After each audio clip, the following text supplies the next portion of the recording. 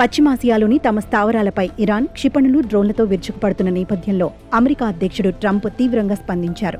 అమెరికాపై అత్యంత తీవ్ర స్థాయిలో దాడులు చేస్తామని ఇరాన్ ప్రకటించడంపై ట్రంప్ ఆగ్రహం వ్యక్తం చేశారు.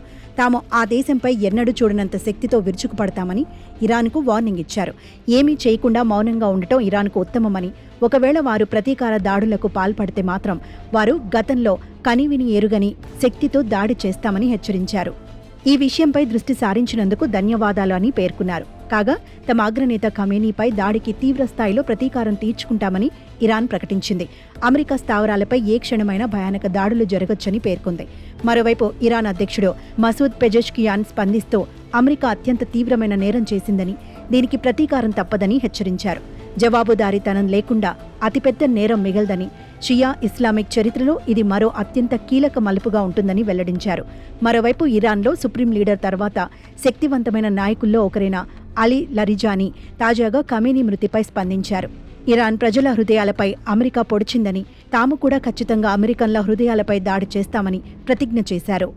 తమ సైనిక దళాల ప్రతిదాడి చాలా తీవ్రంగా ఉంటుందని చెప్పారు. తాము తన్ని పారిపోబోమని అమెరికన్లకు తెలుసన్నారు.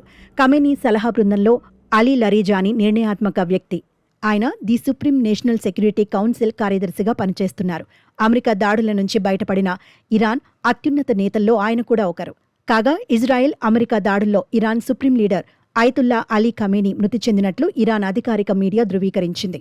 ఇజ్రాయెల్, అమెరికా దళాలు టెహ్రాన్లోని మొత్తం 30 ప్రాంతాలపై బాంబుల వర్షం కురిపించాయి. ఈ దాడుల్లో ఖమేనీతో పాటు ఖమేనీ కూతురు, అల్లుడు, మనవరాలు కూడా ప్రాణాలు కోల్పారు. సుప్రీం లీడర్ మరణంతో ఇరాన్ తీవ్ర ఆగ్రహానికి గురవుతోంది. అమెరికా ఇజ్రాయెల్పై ప్రతీకార జ్వాలతో రగిలిపోతోంది. యుఎస్ సైనిక స్థావరాలపై భీకర దాడులు తప్పవని, దాడులు మరింత తీవ్రతరం చేస్తామని ఇరాన్ హెచ్చరించింది. ప్రతీకార దాడులకు సైతం దిగుతోంది. అమెరికా బేస్ క్యాంపులు, మిత్రదేశాలపై ఇరాన్ దాడులు చేస్తోంది.